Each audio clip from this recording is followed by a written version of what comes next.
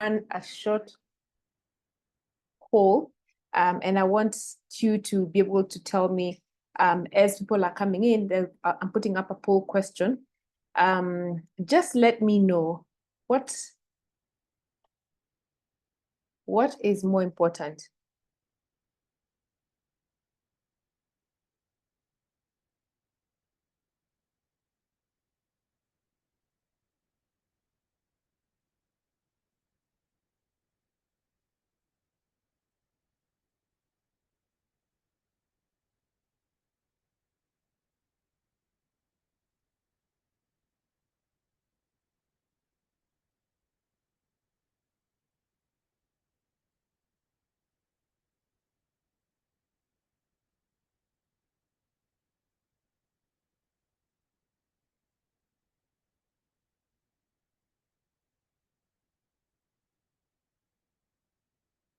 So there's a poll that's should be coming up to your screen right now.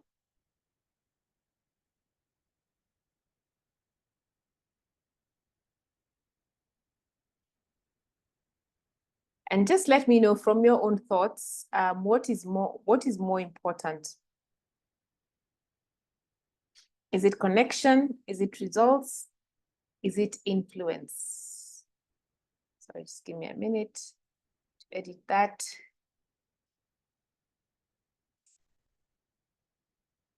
Should be on your screens now. What is more important? Is it connection? Is it results? Is it influence?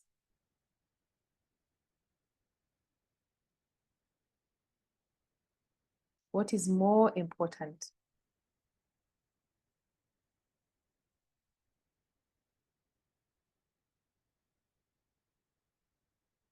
Okay, I'm seeing some answers coming through.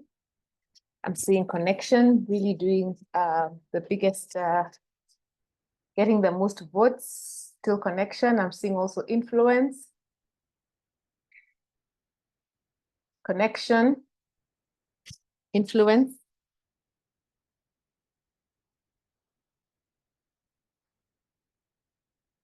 Connection at 64. Okay, now we have results coming in. We have connection, a little percentage for results and another percent for influence. Let's give it another 1 minute for people to log in. I mean, to log in and also to answer the poll. So if you're just coming in, on your screen should be a poll that is asking what is more important, connection, results, or influence? Connection, results, or influence? What is more important? Okay. I think I have gotten a majority of the people who are in attendance so far to answer the questions. I'm going to end that poll. And I'm going to share the results with you. I'm sure you can see them on your screen now. And a majority of you felt that connection is actually more important, followed by influence, which is the second one. And then the third one is results. So connection, influence, and results.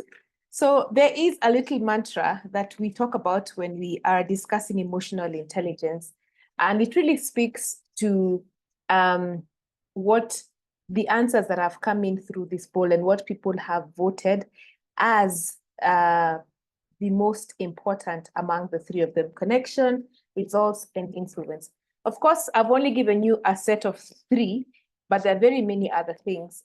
But it is just to illustrate, even in our own thinking, results are really are as a result, if I'm using the same word twice, but they really are an outcome of something that we do. I saw a post that Profiles had posted a short while ago, and it said that we are paid for visible work, but really the outcome of that visible work is a lot of invisible work. So connection is as a result of how we show up to people and how we connect with other people. In fact, we do say at Profiles and at the Genos Fraternity that the way you show up determines how someone feels. The way someone feels determines the level which they engage back with you. And that pretty much determines the outcome of that particular relationship. So the way that we intentionally craft how we are impacting others really does affect the way that they in turn respond to who we are or who we are being. So I will stop sharing that and introduce myself. My name is Vicky Karuga, and I am a Genos Emotional Intelligence coach and trainer.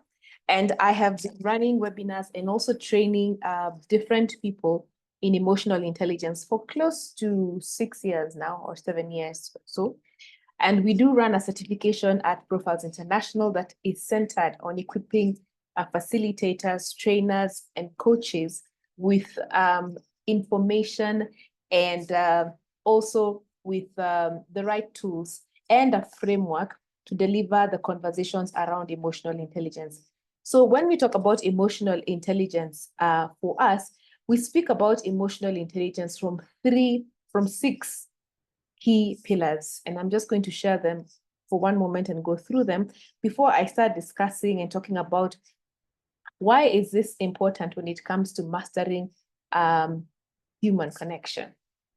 So at Genos, we have 6 competencies or a framework that we have been able to develop to be able to explain or to show how emotional intelligence looks like when it is practiced. So the concept of EI is, if for lack of a better word, is pretty theoretical up there. And we may speak about it a lot of the times without really bringing it down to how does it look like on the ground when it is practiced? How does it look like when my boss is high in emotional intelligence? How does it look like when my team member is high in emotional intelligence? What does it look like when the person reporting directly to me is high in emotional intelligence? So we look at emotional intelligence through this framework that is 6 competencies. And even when we train and talk about emotional intelligence, we dwell significantly on this particular 6 competencies. So as I share what I'm about to talk about today, please feel free to put your questions in the chat group or in the Q&A section. And as they come in, I will either answer them as we go along, or I will answer them after I have finished sharing with you what I had planned today. So most models that you come across that talk about emotional intelligence, it really starts with self-awareness, where self-awareness is our ability to perceive and understand first our own emotions, our strengths, our challenges, our personality, what triggers us, and after we get triggered, what's our reaction. So it's really to have a deep awareness and perception of who we are and why we behave the way we behave. It is the ability to take an honest look at your life without attachment to it being right or wrong. So it's really not judging yourself when you're doing a lot of the work around self-awareness. And we say at Genos that when you grow in your self-awareness, you start to be recognized as present to who you are, present to the way you describe yourself. So for example, if I describe myself as a girl with short hair, obviously I'm not very self-aware because my hair is long. But if you see me describe myself as I have long hair, which is of course dark, then I'm describing my hair pretty much the way it is. I'm aware of it, its length and everything. I can even look around me and see the kind of lengths that people have of hair. And I'm able to say, I mean, judging from the people around me, my hair is actually pretty long. So I am aware of the length of my hair. I'm aware of the impact it has as well. Long hair sometimes in certain communities is considered to be great hair. My hair, which is in dreadlocks, I'm aware of it because I know in certain places that I will go, I will be perceived as a rebel. People will ask me questions. So I have to take ownership of that in self-awareness and understand that there even may be certain careers that when I walk into that door, I know there will be questions around my hair. I can't blame other people for that perception if I'm the one who wants to have a certain result. I must be aware of the impact of myself to others to be able to know how to navigate the challenges that brings. So self-awareness is really a really wholesome view of who I am, what I am about. And if I am not self-aware, you experience me as disconnected. And what I mean by that is the same way when I walk into a government office with my hair and I get certain questions about the things that I'm doing and certain comments, and I retort back and say, you should accept me the way I, which is fine. We all know we should accept people the way they are. But you know, some of the people there might look at me and ask, did you not read the rule book? Yeah. Did you not see that place where it says that certain hairstyles are not accepted in this particular place? So I seem not to be aware that I am flaunting rules. Anyway, that's a whole big story around self-awareness. But when we are truly self-aware, we start owning and authoring parts of our life. We start understanding why some things happen the way they are. We start being more clear about the choices that we are making in life and understanding the consequences of what we are doing in life. In fact, it is said that if you do that, then you understand one very fundamental thing, that you are where you are, and it has been a product of your knowledge, your beliefs, your choices, your ignorance, your fears, the people you have chosen to surround yourself with, your strengths and your challenges, and I could go on. But immediately that we start becoming aware of these things, then we have the power to change them. You have the power to change knowledge, how much you know or what you know. You have the power to interrogate your beliefs and see, are they real? Are they true? Are they even serving me as for today? You have the power to understand that you're ignorant to some of the things that perhaps are causing you not to move in your career. So sometimes I know because of the environments that we may be presented with challenges when it comes to our seniors, because we have a certain belief about how we approach our seniors. We limit ourselves to getting to know them because we want to keep a barrier between us and them. But then what happens is that they also in turn don't get to know us. So when they don't get to know us, then who helps us when we are growing in our careers? Why don't we seek mentors in the people who are leading us? Yeah. And that allows them also to know us and to be able to champion for us and be part of our sponsors. So self-awareness, I think I've built a lot in self-awareness because it really is the anchor when it comes to mastering your journey to human connection and also your career success as well. So the second competency is really under awareness of others. And awareness of others is now understanding other people's strengths, their challenges, their moods, their feelings, their emotions, really listening into conversations, practicing empathy, and empathy being the act of really deep listening, again, without judgment. So being aware of others helps us to understand the said, the unsaid. It helps us to read the human condition. It helps us to try and see perhaps beyond what is being presented to us. For example, you could have a colleague at work who's acting up in one way or another.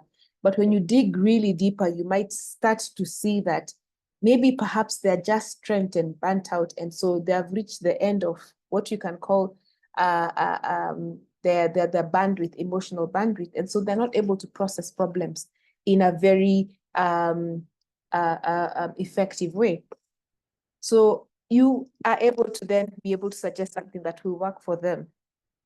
In the same breath, when we are not aware of others and we just go about our own lives without understanding what that people are even in the office, acknowledging them, helping them feel valued, demonstrating to them how they give value to what it is that they're doing, then you might be seen as insensitive. So when it comes to, again, authenticity, it's really about who I am is who I am and what I say is what I say. But I like to say it's also a little bit more than that, in that authenticity also asks us to be able to allow others also to express themselves. So, is genuine. And it is essential when it comes to human connection. And why? Because in authenticity, we are able to show others what we truly stand for. Our values are aligned with our behavior.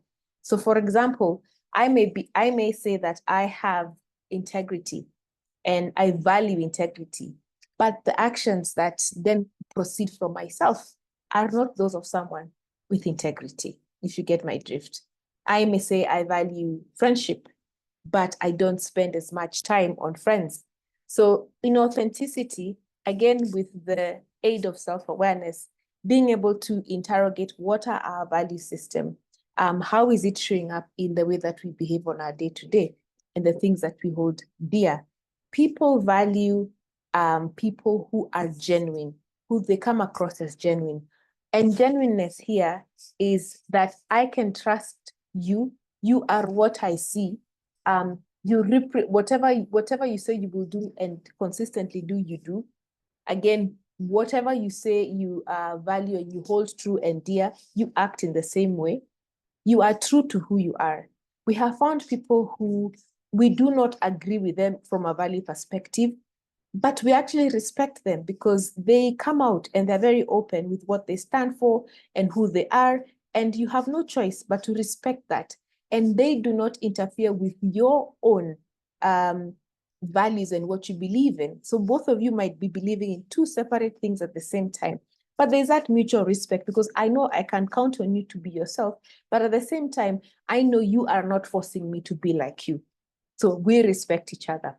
And that's a space of authenticity, the ability to accept others as they come and to also know that for you, you stand for something. We do not trust people who, one thing, they profess this, and then the other time they're saying something else. And sometimes even at the workplace, we need then to examine and see what messages are we sending at the workplace. For example, we say we are team players, but we are very difficult to be given work. When someone wants to give you a piece of work, you know, you're questioning about why is it coming to me? Why can't it be given to someone else? And so there's a bit of, you know, incompatibility, lack of alignment between those two things. Yeah. Or you lock yourself up in a cubicle. You want to work alone. You don't work with your team. You don't want to collaborate with others when it comes to an assignment. So again, how do you then build trust with the people around you? So our behavior is also responsible sometimes for not being able to allow us to communicate with others. So even when we interrogate now behavior further, we see that behavior is part of communication. So the way that I act, I read more from behavior than I read more from your words. And I think we only perceive what words mean. The only communication that is perceived from what words mean is actually 7%. The rest goes to tone and it goes to behavior, my tone of words. So the tone that you use at the workplace, if you're talking about mastering human connection, have you observed it? Are you too harsh when you speak? Are you too soft when you speak, when you're conveying a message? How are you communicating? What words do you use? What gestures do you use? When someone is telling you something, do you lean into the conversation and really, really listen? Because as much as we're saying, yes, I listen, remember that a huge percentage of our communication will be attributed to body language and tone of voice. So if someone is speaking to me and I cross my arms and I sit back and watch, I'm communicating that first I have already put a bit of a block in terms of what you're saying, and I'm waiting for you to convince me. But if I open my arms, put them on the side, or even just put them in front of me, and I just do the little act of leaning in towards that person, just to try and hear what they're saying more, then I demonstrate curiosity. So this one demonstrates my hands across my chest, demonstrates a bit of aloofness or a bit of, okay, just keep going. But leaning in just a little bit like this demonstrates curiosity. So the gestures that we intentionally choose when we are communicating are very important. And we need to be able to watch ourselves and how we are gesturing when we are trying to communicate. They say that communication is 20% talking and 80% listening. And that's really also the art of mastering human connection. If you find yourself in a situation where you're not issuing instructions, you're trying to solve a problem, then you would wish to have people be able to tell you their version of events. And to demonstrate that you're listening, you need to see what are your gestures telling this other person. Are they telling this other person that you're really interested in what they're saying, or you're aloof when they're talking? And there goes just one way of being able to demonstrate mindful listening. Then the fourth competency is really about emotional reasoning. Emotional reasoning for us is that ability to be more expansive in the way that we make decisions. And that's really the ability to consult more, to be able to be more inclusive, to try and see the picture maybe from someone else's perspective or from someone else's lens. When people feel involved in decisions concerning what they are doing, especially at the workplace, they get more connected to the purpose of that work. So if we are moving a table here from point A to point B, rather than say, okay, come on guys, let's take this table, let's move it from point A to point B. People will move that table, but will they really, really engage in moving that table? Well, the answer is yes, they will, because it's a simple task. But imagine if you said, we need to move this table from point A to B. Yes, it's more laborious to issue another statement saying, how do you think we should do it? Because now you're inviting trouble. You're inviting people to give opinions about moving a table from point A to B, a seemingly easy task. But you might be shocked at the answers that you get. But once you utter those words, what happens is people start owning the process, at least the ones who will talk. You will find someone who doesn't talk, and you can, because you're aware of them, maybe you can invite them to say something. Just come and, what do you think about moving this table? And finally, it is decided 2 people will move the table because they're the strongest and they agree, and they quickly take up the table and the rest cheer them on and they move them from point A to point B. Or it could even be decided that the table doesn't need to move. But the whole point is the movement of this table from point 1 to point B. It is easier for someone to say, let's move this from point 1 to point B. And let's then be able to, you guys just come and move it. But it takes more work to ask, how do we move this table from point A to point B? But in that work, you're actually mastering human connection. You're actually showing the people moving the table that their thoughts matter, that their feelings or their input matters. And therefore, you're trying not to be too limited, but you're trying to be more inclusive in decision making. And that really pushes engagement because people feel involved in the different decisions that are being made. The fifth one is on self-management. Now, I speak about self-management as a habit because self-management allows people to experience you consistently, allows people to experience your brand consistently. So if, for example, you meet me today, I'm very calm, I speak in a more deliberate manner. Tomorrow you meet me, I'm very excited, I'm a bit all over the place. The following day you meet me, I'm down, I'm even telling you about the problems of my life. So, each day is different. So you're experiencing my brand, you're not sure, yeah? And the same thing goes to when you whine all the time, this country, things are bad, or work, things are bad. In fact, my wife or my boyfriend or who and so and so. So every time I come to see you, I feel like you drain the life out of me. So you want to master the human connection, you must bring positivity to the engagement. You must uplift people. They must feel that they are seen by you. They must feel that they are heard by you. They must also feel empowered by you. And that happens when first you yourself are a positive, what we call vibe, and not a fake vibe. The way we are always saying, oh, it's wonderful, on the face value. You don't have to go all that way. You just have to be present, actually, to the conversations that you're having. You just have to be present to the tasks that you're doing. You have to be curious about what others are doing. You have to understand them a little bit more. And so you cannot be able to do that if you are not self-managing yourself well. And good self-management allows us to experience you more positive. It allows us to experience you as resilient. It allows us to know that even when things are very difficult, yes, you may be down, but we are still experiencing you in an acceptable manner, if I should put it that way. And acceptable is not really the right word, but I'll use it.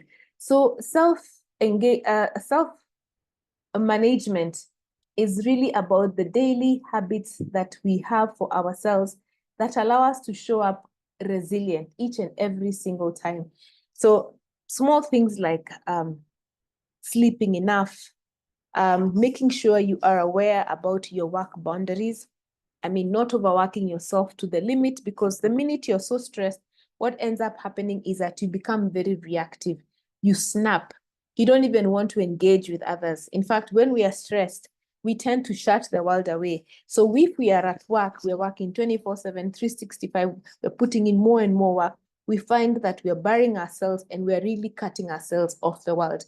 Now, human connection is not born out of just sinking into your work. Human connection is a continuous process of always being in touch and keeping in touch with the people around you. It's about developing a way to keep in touch with the team that is around you, to have meaningful connections, either about work or otherwise with the team around you. And it is difficult to do this if you are not able to take care of yourself. So taking care of yourself, are you sleeping enough?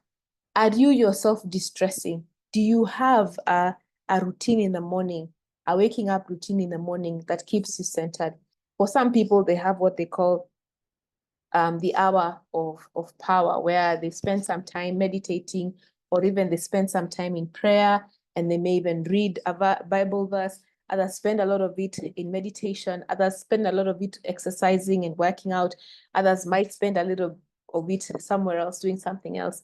So what do you do in the morning to bring you back to center? What do you do during the day when things are getting thick to bring you back to center, to center yourself? What do you do in the evening? What's your logging off from the world as you go to sleep? What's that routine like? How do you log off? Do you journal? Do you take time when you sleep? What's your ritual? Because these rituals actually help us to stay centered, to maintain some sanity.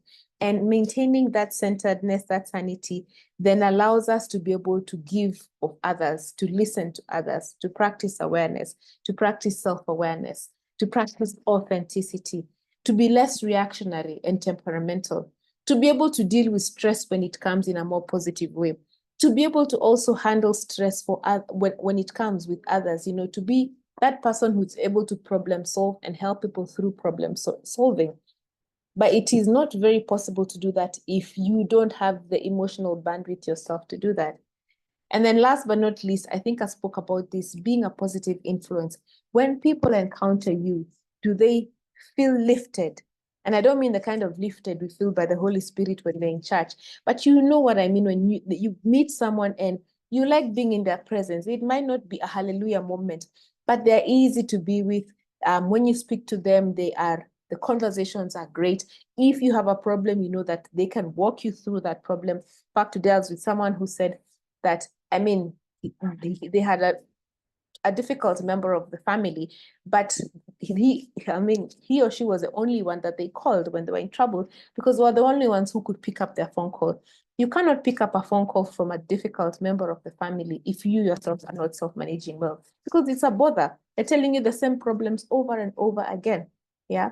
But again, some of them need your support. So how do you self-manage? And it's the same at the corporate level. People are working, people are solving problems. So how do you master a connection that really matters? Is that you are there when they need to be helped, when they need to be supported. There are very many stories that are shared of how people have been in workplaces where no one is willing to support them. And the only person anyone remembers is that person who they went to and they said, come, I'll show you how it's done. These are the ropes. This is what you do. And there are also many stories that have been said about, do you know how I got this job? One time this person came to me and they asked me this. I thought it was not very important, but I just helped them. I took them through the ropes. And then when it really mattered, whose name did they mention? They mentioned my name somewhere, because people never forget. They never forget the time you took out for them, the way you tried. So if you're not being a person who is being kind to someone else, being able to give them difficult feedback that will help them grow, but in a manner that enables them to grow, being able to help them through problems that they have at the workplace. So, but generally, when you do encounter someone, you're leaving them a little bit better than you found them. If you're that person who, I mean, the first thing you do is criticize the work that was done before even first saying thank you. No, thank you for the work that you've done. You've first gone right ahead. You've criticized it. You've cut it down into size. And, you know, you might be hiding behind the word, I'm a perfectionist, so everything has to be right. Yes, everything has to be right, but human beings need to feel appreciated. And even the fact that you want everything to be right, there has to be a methodology in a way that you give that information that is empowering and not defeating. Does not make people feel self-deflated, because people also remember that. Because Maya Angelou said, Maya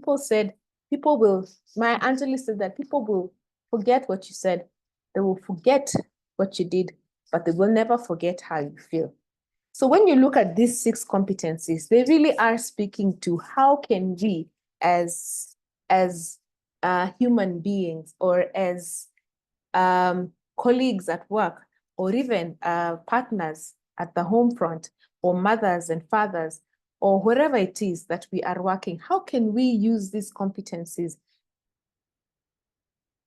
to be able, gosh, you don't tell me you've not been seeing my screen all this time. Sorry, I didn't see this. How can we use these competencies to be able to master what we're calling the human connection? And the first one is, of course, we can start by growing our self-awareness. We can start by doing the rigorous work of our self-perception. We can start by interrogating first, what are our values? How have our values gone and impacted how we are establishing relationships? Our behavior, both at work and wherever it is, what are we sacrificing for this human connection? What are we willing to work hard for? What are our aspirations? What are my opinion of other people? Do I look at someone and think that they don't deserve to be here? Do I look at someone else and think that they're just lazy? I look at someone else and think, as guys during our times, when we used to do this thing just like that, these guys are so spoiled nowadays. You know, already you're judging others. So what is your perception in all these things? If I can ask you right now, and I think I ask a lot of people who come to the webinars, if you sent out a question to 5 friends and ask them to give you 5 words that describe who you are, you would be shocked at some of the words that would come. And maybe it's a challenge that I'm giving to you to do it, to just after this webinar, write to 5 friends or 5 work colleagues and tell them, please send me 5 words that describe who I am. And you'll begin to see other people's perception of you, because perception is everything. And the way people perceive you is really how they treat you and really who you are to them. And if you're seeking to have human connection with them, you must understand that deeply, because you need to know what you're working with. For example, if you are a dominant personality, and understanding your personality is also very important when it comes to self-awareness, you might call your ability to push for results as assertiveness. So for you, where you're sitting, you might say, I am an assertive person. I push for results. Yes, sometimes I make people uncomfortable, but they need to work hard for it. You know, you never see the other side. The other side is, for the same words that you're using, they say you're impatient, yeah? You are blunt, you're insensitive, you push us, yes, and sometimes you don't care much about us. So when you're thinking about human connection, already you're coming from 2 opposite poles before you even meet. You're coming from the point of the work needs to be done. I have a strength. I push people. I make goals happen. They're coming from a point of you are insensitive. You don't listen to us. You're very pushy. You think you're always right. It's your way or the highway. So how do you remove, and you want to connect with this person? How do you then move that perception? How do you make that human connection? It definitely will not be with pushing.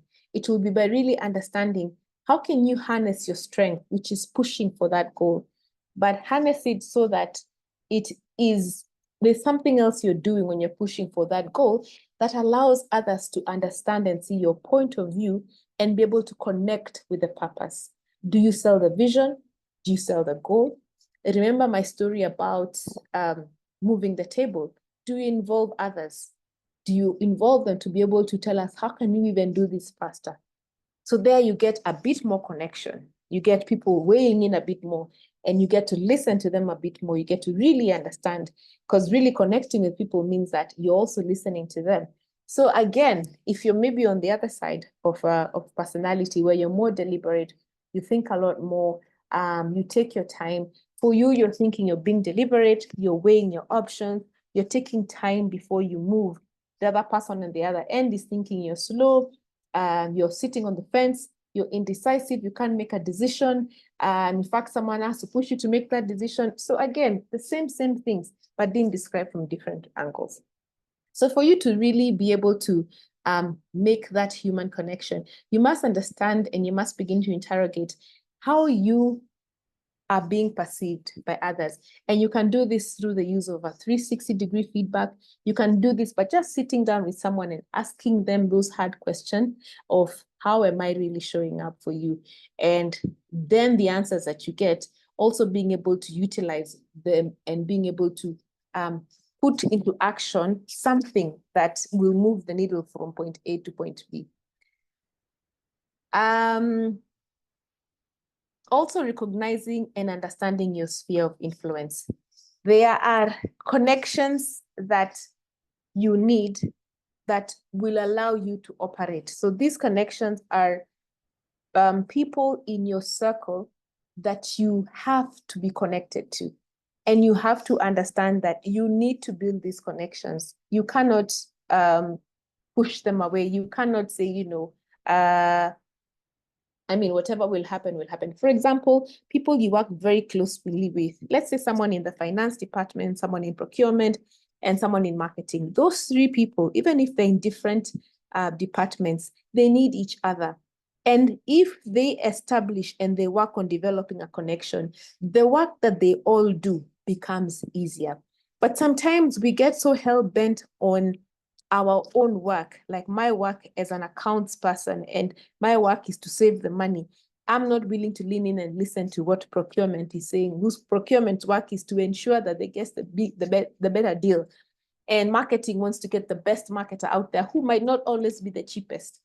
So because we seal ourselves in our little spaces, sometimes working together as a team becomes difficult, and establishing that connection becomes difficult.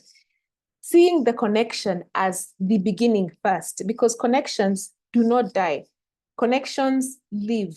They live beyond your job.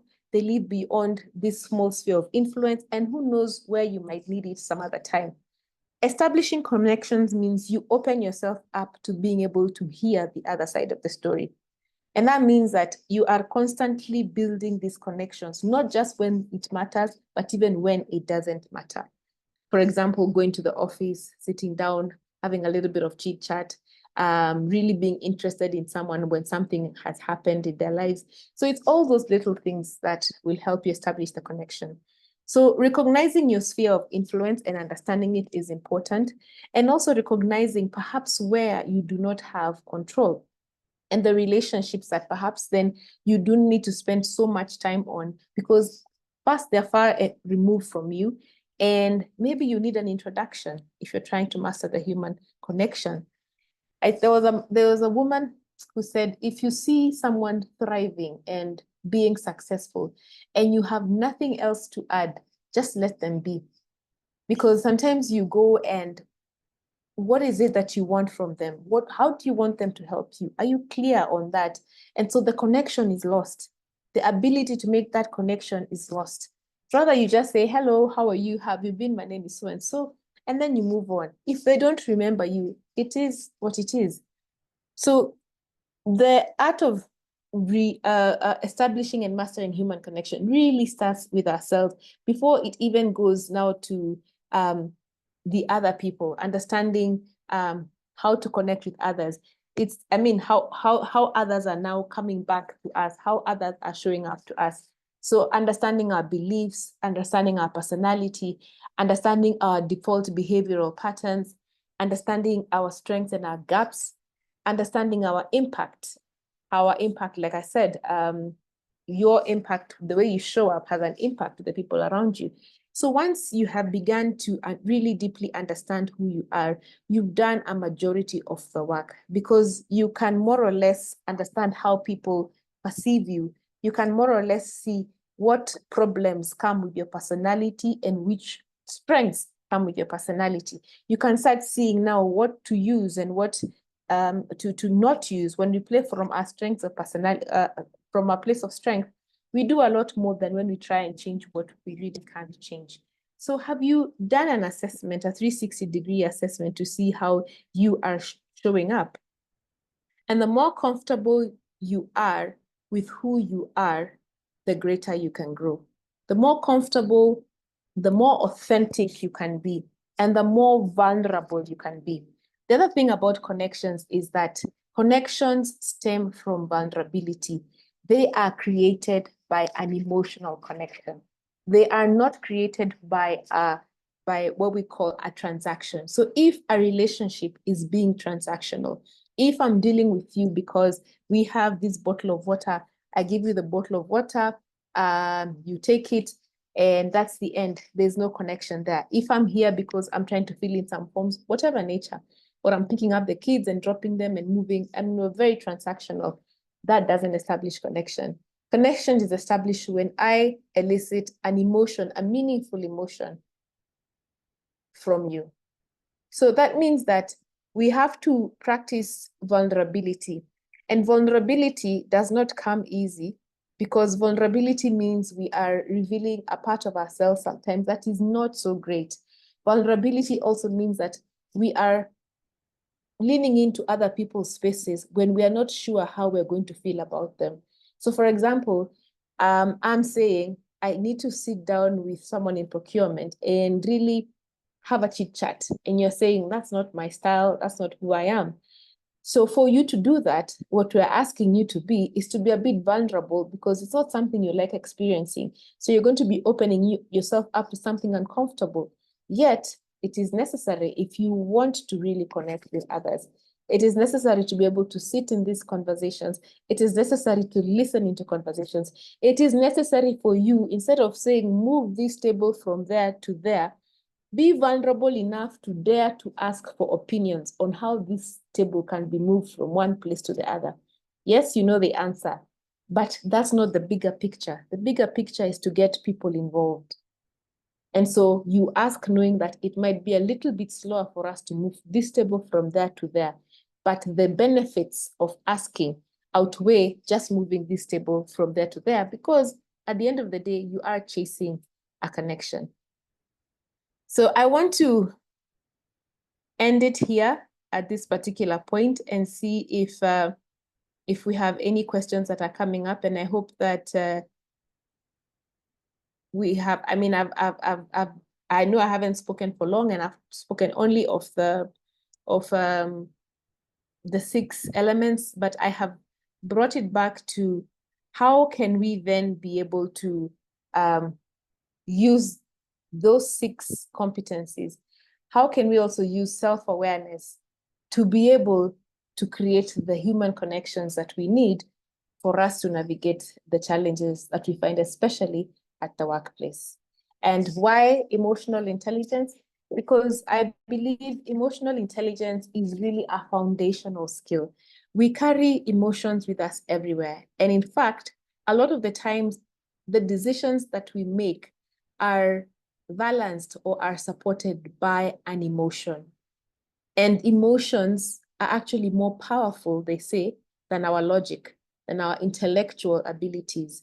That is why I like saying this: when you're in love, even if everyone tells you everything wrong about this person, especially when you're younger, you find it difficult to see those things that others are seeing, even if they're hidden in plain sight. That is also why when we are angry to our limit, we do things that we ask ourselves later on, what the hell was I thinking? So paying attention to emotions really learning to be emotionally aware is a very intelligent thing to do, because it allows us to do this, to change our color to match the earth, and not to expect the earth to change its color to match us. So thank you very much. I think I will take questions. Let me see if there are any questions. Okay, I have seen, what are the 4 non-negotiables? Okay, thank you very much. They're not actually 4, they are quite a bit, but for me, when it comes to for growing resilience and growing in self-management, you should be able to see resilience as a daily thing that you do, and not a once-off. So for example, it's not how much you can take. It's about what do you put in daily to grow your resilience. So if you imagine this jar that is here on the table, just put it next to you, this imaginary jar. Then every single day, ask yourself, what am I putting in this jar to build my resilience? So that when life hits me, and you know, when life hits you, that's it, it just hits you. When life hits me, I can remove. I know there are things that I can remove. So the 4 non-negotiables are you sleeping enough? Sleep is very essential for your resilience, for you to grow your resilience. Are you putting aside some reflection time, which is really essential for growing in your resilience? Are you exercising? Any form of exercise is very important. In fact, keeping yourself strong, fit, and agile is really, really important. And by the way, it is not equated to weight. No, it is about being fit, keeping your body moving, and that is more important. I was reading an article somewhere that said that if you have to have a healthy body, just a healthy body, whichever form that is, for it to support your mind, to support what your mind wants to do. And then another one is, of course, having relationships that you can lean into when things are difficult. That's just some of the things that you need to have when you're talking about resilience. And even when it comes to your career, do you have relationships that can support, or people who can be able to speak for you wherever you are? As we say, we usually say that your network is your net worth. And so do you have that as well at the workplace to grow in your workplace resilience? Are there any other questions in the chat?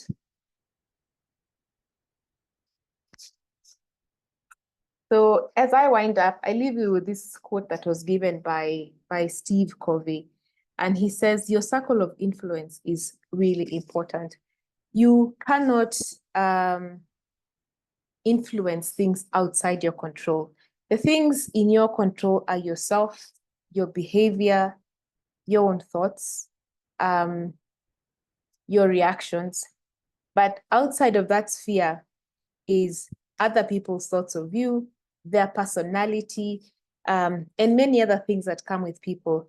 So when you're thinking about mastering human connection, it has more to do with how you are showing up to the world than it has to be with others are showing up to you.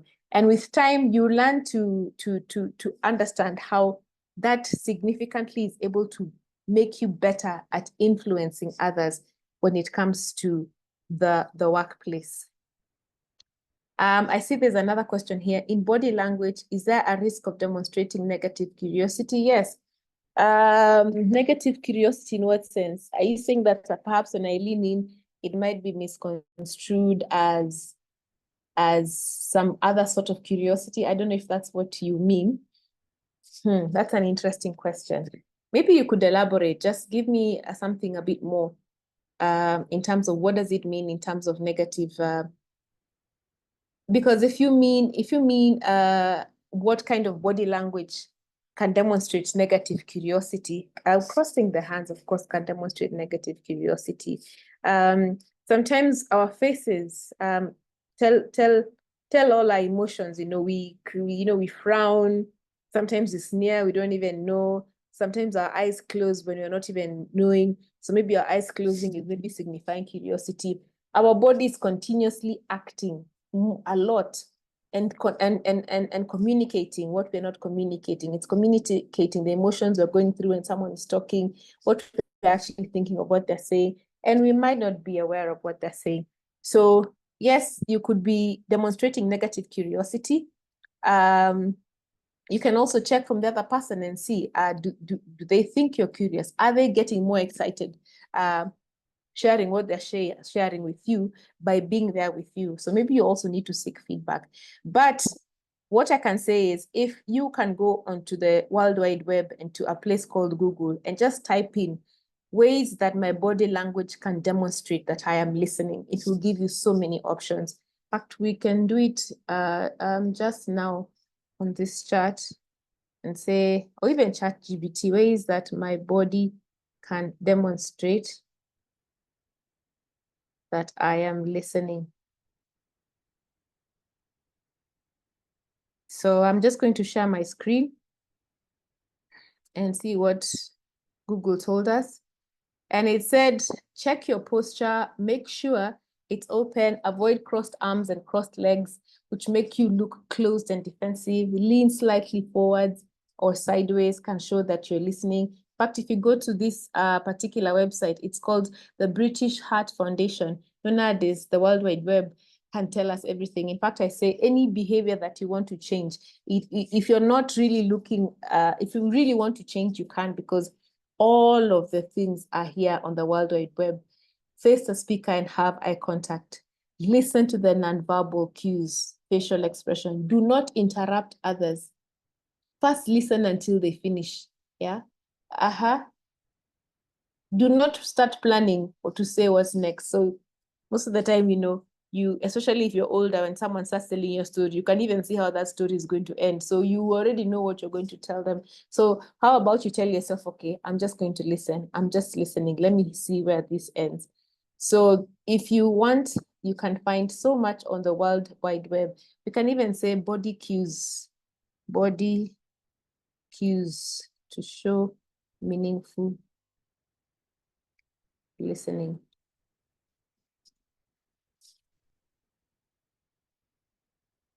Body language of listeners, Global Listening Center. Let's see what they say, those ones.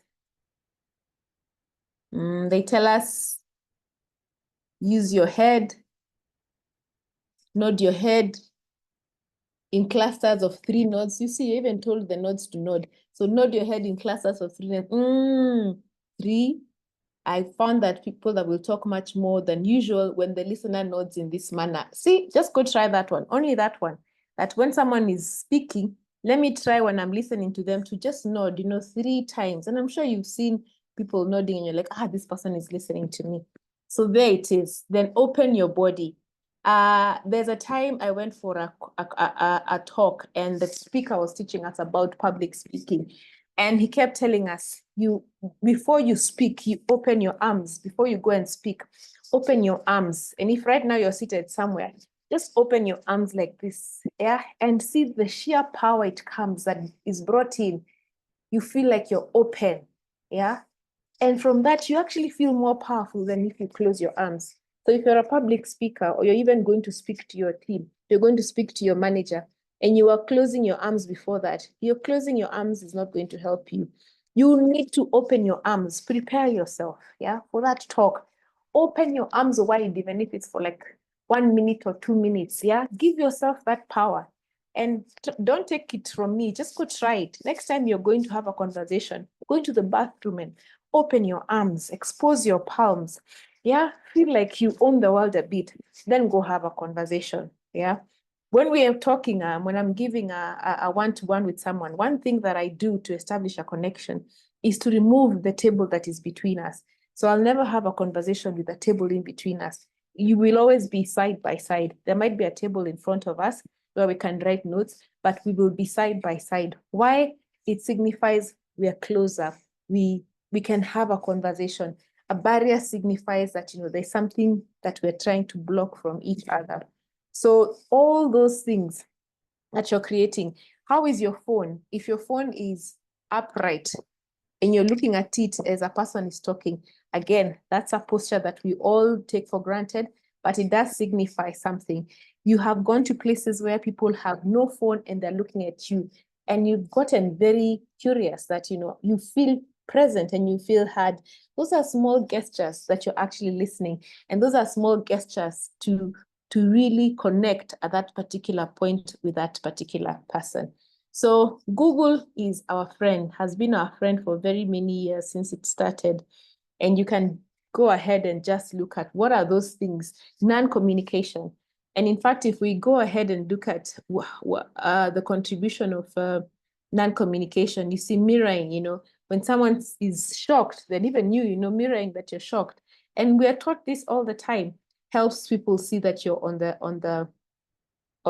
the same page with them. Let me show you the communication model. Communication model and image just shows us 7% words, I think. Yes, this one. So you can see from here how it says that, I don't know if you can see it, but how it says that 7%, only 7% is words, 38% is tone of voice, and 55% is body language. So that tells you the words that are coming out of your mouth are really not even, I mean, they can even be taken out of context. And that's why you say something and someone reads it totally different because of your body language. And you're like, no, but me, I meant this. And they're like, well, but the way you were looking was, so 93% of communication is 7%. So even before you communicate, you've already communicated. That's basically what it's saying. So you can start seeing how the physiology, what they're calling here, posture, facial expressions, and gestures are very important. And you know what? In today's world, you can learn. You can learn how to make them more meaningful. You can learn to observe yourself and be able to see which of the gestures that you're using are not aiding your communication and they're not helping you make a point or make a connection, and which ones are. And then which one or two can you add to be able to do that? So I hope I have been able to sort out that question of body language, and to really show that to make a connection, you must be very aware of those three areas. The words you're speaking are not as much as they don't carry so much weight as you think. It is actually your tone of voice and your body language that carries a lot more. The last question, is it true that showing intense emotions like crying negatively affect how colleagues perceive you? I don't think so. I think emotions serve to connect us. When we had superheroes that never died, they were just superheroes. We're just like, those guys, whoever they are, they're never hurt anyway. They're not human, they're not us.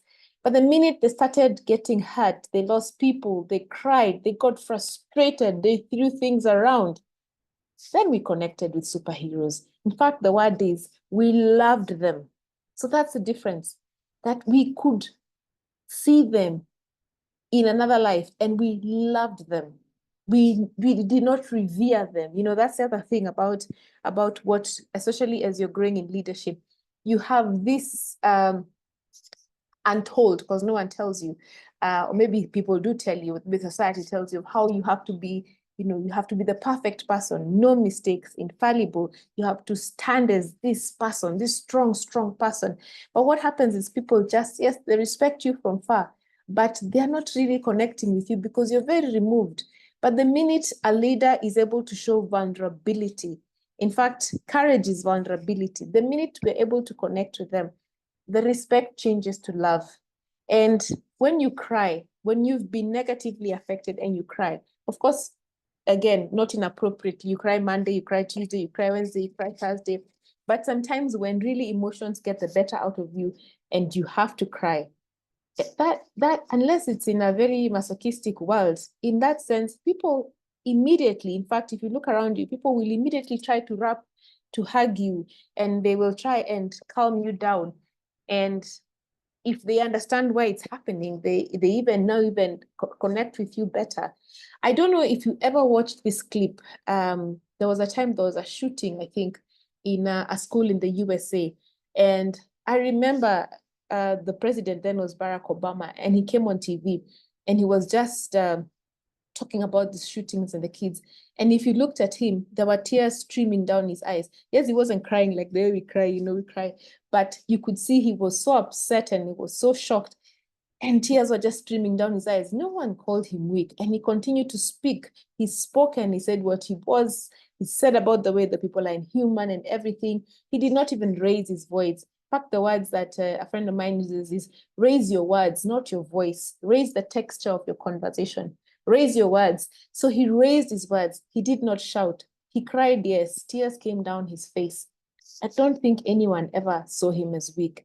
They saw him as a strong person who has felt for the children who died, for the mothers and the fathers and the guardians who lost their children, and someone who strongly identified with them. And then the resolve that he had with what he decided just endeared people more and more to him. So it is a fallacy, I think, that crying, that we shouldn't cry when something really intense happens, especially if you're not doing it to be manipulative. It's a genuine feeling that happened. Okay, so thank you all for listening to me. And I think if there are no other questions, it's now 4 minutes past 7. I will thank you for your time and for being here with us until this time. If you have any further questions, you can write an email to us. If there are any other topics you would like to hear from us, please write to us and we can be able to discuss them. But otherwise, from me to you, I wish you a good night and God bless. Thank you very much for coming.